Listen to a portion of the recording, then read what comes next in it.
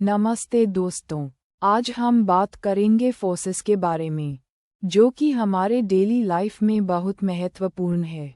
आपने कभी सोचा है कि अगर आप एक गेंद को ज़मीन पर रखते हैं तो वह क्यों रोक के खड़ी रह जाती है? या अगर आप एक साइकिल चला रहे हैं तो उसके ब्रेक लगाने पर वह क्यों रुक जाता है? इस एपिसोड में हम न्यूटन के 3 लॉस को समझेंगे, जो कि फोर्सेस के बारे में हमें समझने में मदद करते हैं। न्यूटन के लॉस हमें ये बताते हैं कि फोर्सेस कैसे काम करती हैं और हम उन्हें कैसे समझ सकते हैं। तो चलिए शुरू करते हैं। न्यूटन का पहला लॉ कहता है कि अगर कोई ऑब्जेक्ट रेस्ट में है तो वह रेस्ट में ही रहेगा, और अगर वह मोशन में है तो वह मोशन में ही रहेगा जब तक कि उस पर कोई एक्सटर्नल फोर्स ना लगे।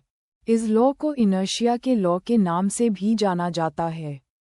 उदाहरण के लिए, अगर आप एक गेंद को ज़मीन पर रखते हैं तो वह रोक के खड़ी रह जाएगी, क्योंकि उस पर कोई एक्सटर्नल फोर्स नहीं है।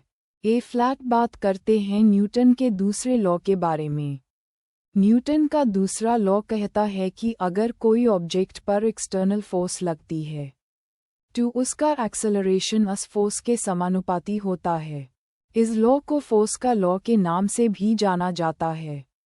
इस लॉ को हम इस तरह लिख सकते हैं: F इक्वल्स मा, जहाँ F फोर्स है, M मास है और एक्सेलरेशन है। उदाहरण के लिए, अगर आप एक साइकिल चला रहे हैं और आप उसके पैडल पर जोर लगाते हैं तो साइकिल की गति बढ़ जाएगी, क्योंकि उस पर एक्सटर्नल फोर्स लग रही है। ए फ्लैट बात करते हैं न्यूटन के तीसरे लॉ के बारे में। न्यूटन का तीसरा लॉ कहता है कि अगर कोई ऑब्जेक्ट दूसरे ऑब्जेक्ट पर फोर्स लगाता है तो दूसरा ऑब्जेक्ट भी पहले ऑब्जेक्ट पर यूटीएनआई हाई फोर्स लगाता है। इस लॉ को एक्शन रिएक्शन लॉ के नाम से भी जाना जाता है। उदाहरण के लिए, अगर आप एक दीवार पर हाथ मारते हैं तो दीवार भी आपके हाथ पर यूटीएनआई हाई फोर्स लगाती है।